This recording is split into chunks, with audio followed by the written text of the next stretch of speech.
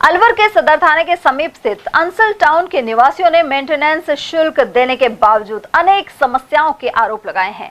Society के क्रांति park में निवासियों ने बैठक भी की। इस दौरान वैध और प्रभावी रेजिडेंट वेलफेयर एसोसिएशन बनाने और राजस्थान अपार्टमेंट एक्ट के अनुसार इसके चुनाव कराने पर चर्चा हुई।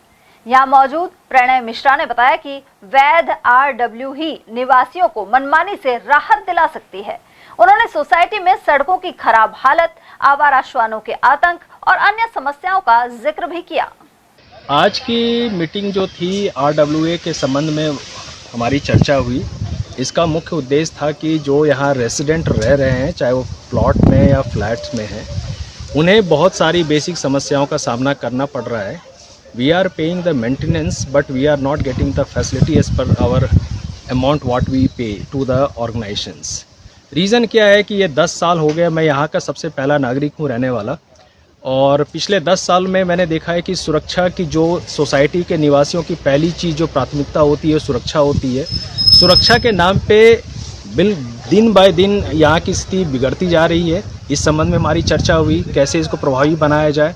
दूसरा, रोड खराब है, रोड की स्थिति ठीक नहीं है, आप देख ही रहे हैं रोड की कंडीशन कितनी टफ है। दूसरी बात, सीवर की व्यवस्था प्रॉब्लम है। इसके अलावा बहुत सारी कॉमन समस्याएं थी जो कि रेजिडेंट ने बात उठाई, और इसका एकमात्र कारण ये था कि हमारी जो RWA थी जो पिछले 6 साल से चल रही थी, वो प्रभावी तरीके से काम नहीं कर पा रही थी। उसका कारण था कि अपार्टमेंट एक्ट में रजिस्ट्रेशन ना होना, और इसका बिल्डर ने बहुत अच्छे से फ़ायदा उठाया ताकि लोग जागरूक ना हों, और लोग जागरूक नहीं होंगे तो समाज सही से डेवलप होगा नहीं।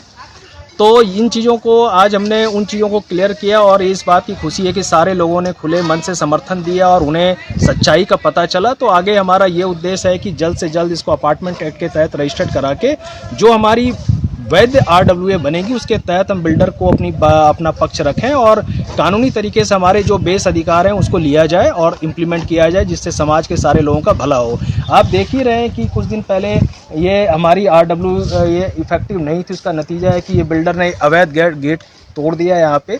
इस संबंध में हमने UIT प्रशासन से में भी कंप्लेन दर्ज करा रखी है, और ऑनरेबल सेक्रेटरी साहब से भी बात हुई है। उन्होंने पूरा अंसल टाउन में मुझे रहते हुए 9 साल हो गए हैं, लेकिन जो यहाँ की व्यवस्था है दिन प्रतिदिन खराब होती जा रही है, जबकि हम मेंटेनेंस पूरा दे रहे हैं। उस हिसाब से हमें रोड, पाइप, सीवरेज, ये सब समस्याएं अब डेवलप हो रही हैं। आज रोडों की हालत ये है कि कोई भी बच्चा साइकिल से गुजरे या कार से गुजरे, कहीं से पत्थर उछट के लग सकता है उसको। सीवरेज की पोजीशन ये है कि किसी भी ब्लॉक में जाइए आप, तब असलियत का पता लगेगा कि सीवरेज की हालत क्या है। सीवरेज C ब्लॉक में जाइए आप, वहाँ ये हालत है, जिस व्यक्ति के घर बेटी की शादी है, जहाँ साज सफाई होनी चाहिए थी, वहाँ सीवरेज का पानी बाहर आ रहा है। बताइए क्या व्यवस्था है हमारी।